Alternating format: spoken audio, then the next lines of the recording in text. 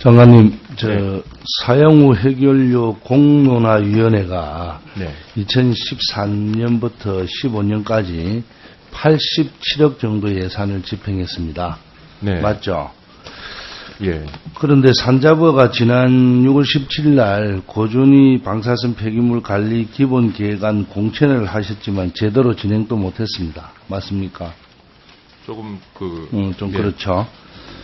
근데 사실로 공천을 추진했다는 것은 공론화위원회가 국민의 의견을 폭넓게 수렴한다는 것이 전제되어 있어야 되는데, 이제 보시다시피 이거 출범하면서부터 문제가 있었죠. 시민사회단체 추천인사 2명이 사퇴도 하고, 또 공론화 추진위원회 활동 중에도 위원 6분이 교체도 되었고, 공론화 추진위원회라는 것은 국민들이 사형후 해결료 처분의 시급성에 대한 인식을 공감하는 과정이 맞습니다. 그런데 공론화위원회는 국회도 공개하고 있는 속기록도 비공개로 하고, 또 실무소위원회 및 범부처 연석회의 회의록조차도 없습니다. 장관님, 공론화의 가장 기본이 공개와 투명성 아닙니까? 그런데 이거는 예산은 이만큼 집행하고 전혀 결론도 옳게 나지 않았던 것 같거든요.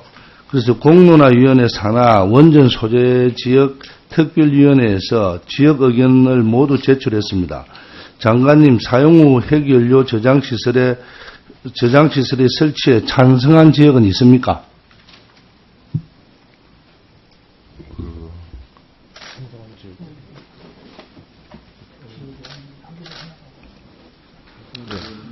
장관님, 그러면. 지역하고 계속 협의를 그렇죠. 해나가고 있습니다. 또 그전에도 해왔고요. 예.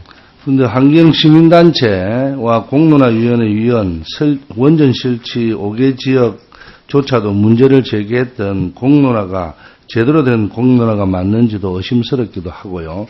또 예산을 그만큼 집행한 산자부는 20개월 동안 87억의 세금을 썼는데 공론화가 됐다고 생각을 합니까?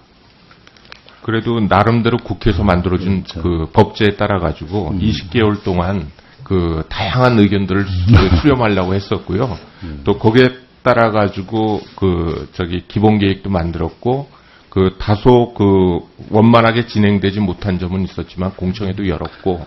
네, 그래서 이제 위원회 회의, 간담회, 토론회, 포럼, 국민 인식도 조사, 전문가 검토 그룹 운영 등 총 120의 운영 결과물인 근거안도 냈습니다. 그런데 단 하나 빠진 게 있습니다. 뭐냐면 진정성입니다. 국민들에게 공감을 갈 수 있는 진정성이 있어야 되는데, 예를 들면 이렇습니다.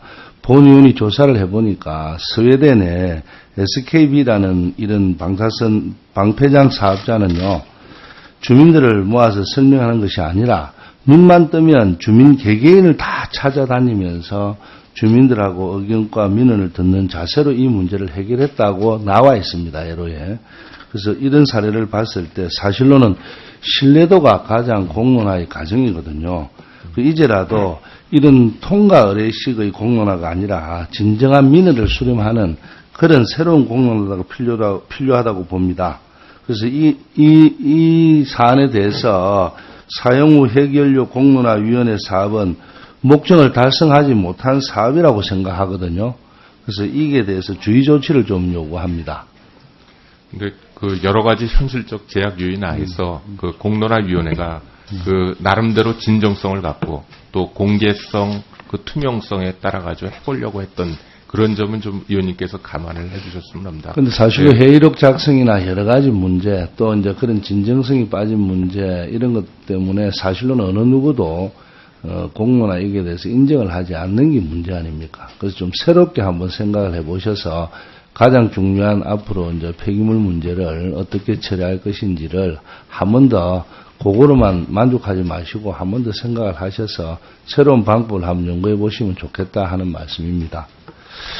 이게 의원님도 잘 아시다시피 좀 시급한 문제 아니겠습니까? 그렇죠. 그래서 다소 부족하고 미흡한 점이 있더라도 앞으로 계속 보완해가지고 의원님 주신 말씀대로 진정성을 갖고 더 설득해 나가는 이런 노력을 하도록 하겠습니다. 그리고 나머지 자료는 서면 질의로 저희들이 하겠습니다. 그 결산 문제에 산자부나 중소청 이런 데서 조금 잘못 서면 질의로 할 테니까 충분히 답변해 주십시오. 네, 박재호 의원님 수고하셨습니다. 다음은 이철호 의원님 질의하시겠습니다.